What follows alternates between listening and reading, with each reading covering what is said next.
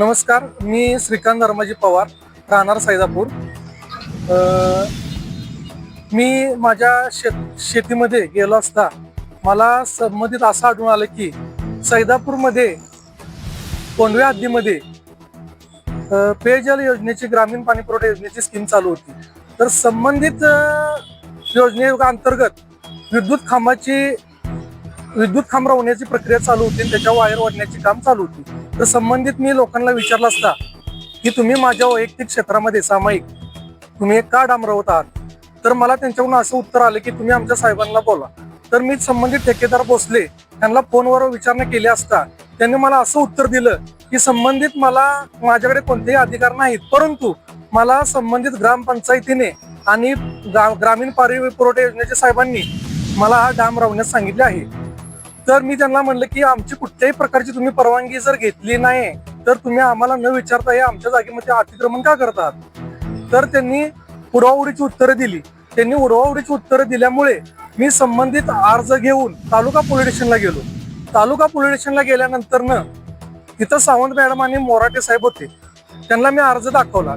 त्यांनी अर्ज सोनचं वाचला आणि त्यांनी मला असं उत्तर दिलं की साहेब आज तांबे साहेब आज नाही, तुम्ही उद्या सकाळी येऊन अर्ज द्या. तर मी म्हटलं साहेब तुम्हाला अर्ज स्वीकारायचा आहे, तुम्हाला प्रॉब्लेम काय आहे. तर नाही, साहेबांनी आम्हाला असं सांगितलेलं की मला विचारणा केल्याशिवाय कोणत्याही प्रकारचे अर्ज घ्यायचे नाही. मी ठीक आहे म्हणून तिथून घरी आलो. त्याच्यानंतर दुसऱ्या दिवशी मी सकाळी अर्ज देण्यासाठी तांबे साहेबांच्या ऑफिसमध्ये गेलो. तांबे साहेबांच्या ऑफिसमध्ये गेला असता तिथे पेयजल योजनेचे साहेब, त्याच्यानंतर ग्रामपंचायती सरपंचांचे पती आणि MSCBचे अधिकारी तिथे उभे होते.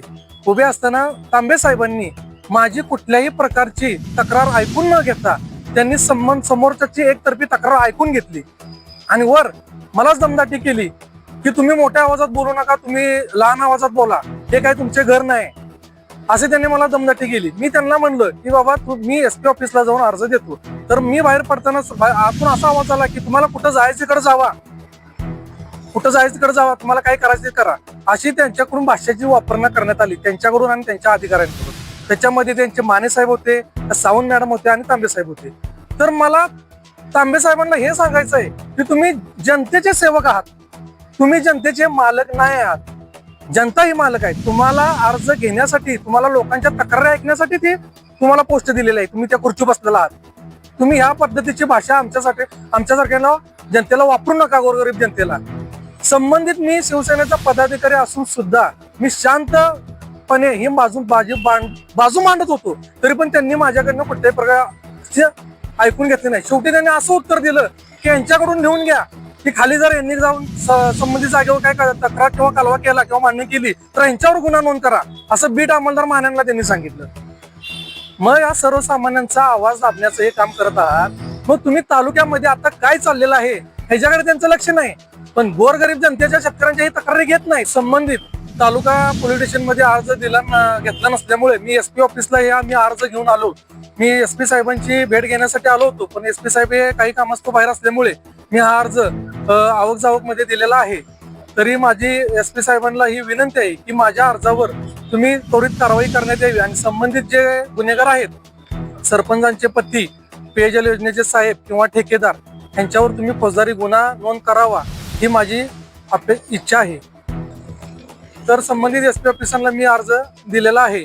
त्याचबरोबर मी पेयजल योजना, MSCB ऑफिस आणि तहसीलदारांना पण अर्ज दिलेला आहे. संबंधित जर माझ्या जागेतून संबंधित खांब हे काढले गेले नाही 2 दिवसात तर मी ते माझ्या पद्धतीने JCBने ते मी खांब काढण्यात येईल आणि तिथं जर काही वादावादी झाली तर त्याला जबाबदार हे सरपंचाचे पती, MSCBचा कॉन्ट्रॅक्टर भोसले आणि पोलीस प्रशासन हे जबाबदार राहील.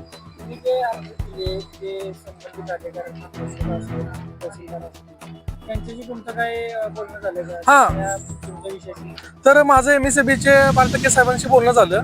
तर त्यांनी कॉन्ट्रॅक्टरला फोन लावला होता. त्यांनी सांगितलं की आम्हाला कोणत्याही प्रकारची त्यांना परवानगी दिलेली नाही, तरी ते तुमच्या ह्याच्यामध्ये कसे काय डांब रवतात. त्यांनी समोर ठेकेदाराला फोन लावला, त्याला समज पण दिली की संबंधित शेतकऱ्यांची परवानगी घेतल्याशिवाय तुम्ही काम चालू करू नका.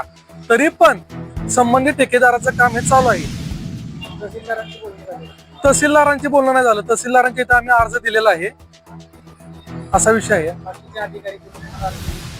बाकीचे अधिकारी आम्ही ग्रामपंचायतीमध्ये पण अर्ज दिलेला आहे की तुम्ही त्यांना परमिशन दिलेली आहे का, पण ग्रामपंचायतीमधून आम्हाला कुठल्याही प्रकारचे न्याय मिळत नाही, कारण ग्रामपंचायत ही सरपंचाचे पतीच हँडल करतात आणि आम्ही खाली गेला असता ते आम्हाला दमदाटी करून तिथं कॉन्ट्रॅक्टदाराला म्हणतात की तुम्ही काम चालू करा, कोण मध्ये पडते ते बघू, सरकारी कामात अडथळा आला म्हणून यांच्यावर आपण गुन्हे नोंद करू, असे त्यांच्याकडून वल्गना केली जाते चुकीची.